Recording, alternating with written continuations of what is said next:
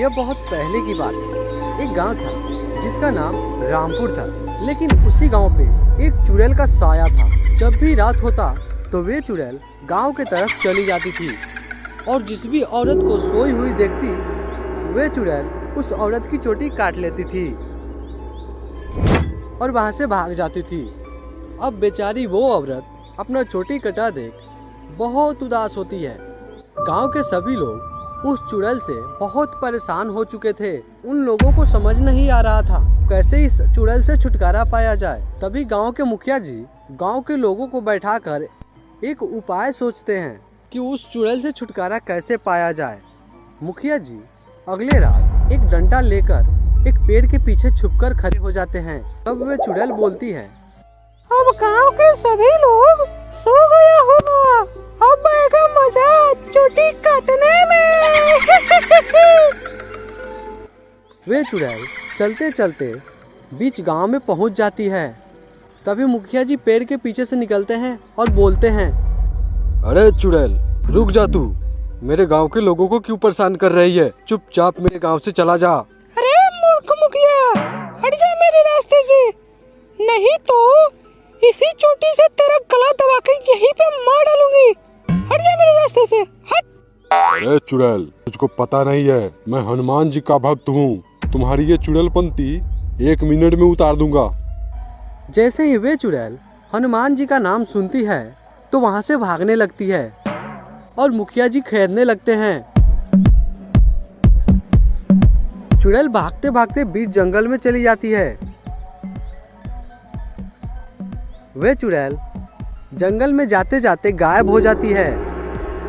तो मुखिया जी बोलते हैं कि हमें आगे और जाना नहीं चाहिए, बहुत रात हो चुका है। मुखिया जी वहां से वापस फिरकर घर चले जाते हैं। इसका पार्ट 2 देखने के लिए वीडियो को लाइक कर दो और चैनल पे नए हो तो सब्सक्राइब कर दो। पार्ट 2 कल आ जाएगा। जय हिंद, जय भारत, वंदे मातरम। एक बार की बात है, एक गांव था जिसका नाम लखनपुर था। उसी गांव में एक रामधारी नाम के किसान अपने परिवार के साथ रहता था। उसकी प्यारी पत्नी और एक बेटा था। रामधारी गरीब था।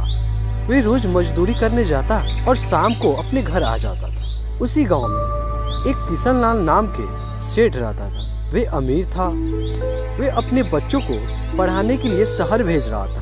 सेठ जी के बेटे को शहर पढ़ते जाते देख किसान का बेटा बोलता है, पापा सेठ जी का बेटा पढ़ने के लिए शहर जा रहा है, मुझे भी अब पढ़ाई करने के लिए शहर जाना है। तो किसान बोलता है, अरे बेटा गांव में भी तो मास्टर जी है, उनसे भी तो पढ़ सकते हो। तो लड़का बोलता है, अरे पापा शहर में पढ़ाई बहुत अच्छा होता है। किसान बोलता है, बेटा तू समझा कर, उतना पैसा हम लोगों के पास नहीं है कि तुझे शहर पढ़ा सके। अब वो लड़का गुस्सा हो जाता है और बोलता है, सच बात तो यह है पापा कि आप मुझे पढ़ाना नहीं चाहते, आप मुझे अपनी तरह किसान बनाना चाहते हो। ये बात रामधारी को दिल पे लगता है। तब रामधारी की पत्नी बोलती है, सुनिए जी, इसको शहर जाके पढ़ने का मन है तो जाने दीजिए, इसी के खुशी में हम लोगों की खुशी है। अब रामधारी किसान अपना खेत गिरवी रख के अपने बेटे को शहर पढ़ने के लिए भेज देता है। किसान का बेटा शहर के तरफ चल देता है। वे लड़का जंगल के रास्ते से होकर शहर जाने लगता है। तभी बारिश होने लगती है। उस लड़के को जंगल में एक भी घर दिखाई नहीं देता है। तब वो लड़का एक पेड़ के नीचे जाके खड़ा हो जाता है। तभी उस पेड़ से आवाज आता है, सुनो बेटा, वापस अपने घर चले जाओ। अब लड़का डर जाता है और बोलता है, कौन है, कौन है, सामने आओ। पेड़ बोलता है, डरो मत, मैं वृक्ष बोल रहा हूँ। मैं तुमको वापस जाने को इसलिए बोल रहा हूँ क्योंकि तुम्हारे अलावा तुम्हारे माता पिता की इस दुनिया में कोई सहारा नहीं है। तो लड़का बोलता है, लेकिन मुझे पढ़ना है।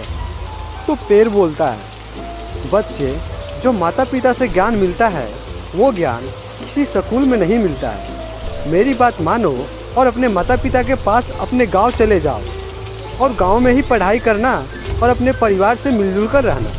वे लड़का कुछ देर सोचता है और वापस अपने घर चला जाता है और अपने माता पिता के साथ गांव में रहने लगता है। दोस्तों, अपनी ज़िंदगी में कभी भी अपने माता पिता को निराश मत होने देना और अपने माता पिता के कहावे पे चलना, क्योंकि माता और पिता भगवान के रूप है और अपने भगवान को कभी उदास मत होने देना। अगर वीडियो अच्छा लगा हो तो लाइक कर दो और चैनल पे नए हो तो सब्सक्राइब कर दो। मिलते हैं नए वीडियो में किसी अच्छी कहानी के साथ। तब तक के लिए जय हिंद, जय भारत। एक भीषणपुर नाम का गांव था।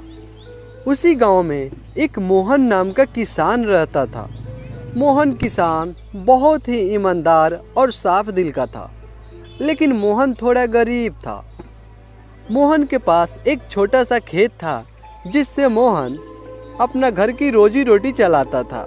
एक दिन मोहन अपने खेतों में से काम करके घर लौट रहा था, तभी एक पेड़ के नीचे एक पंडित जी बैठे होते हैं।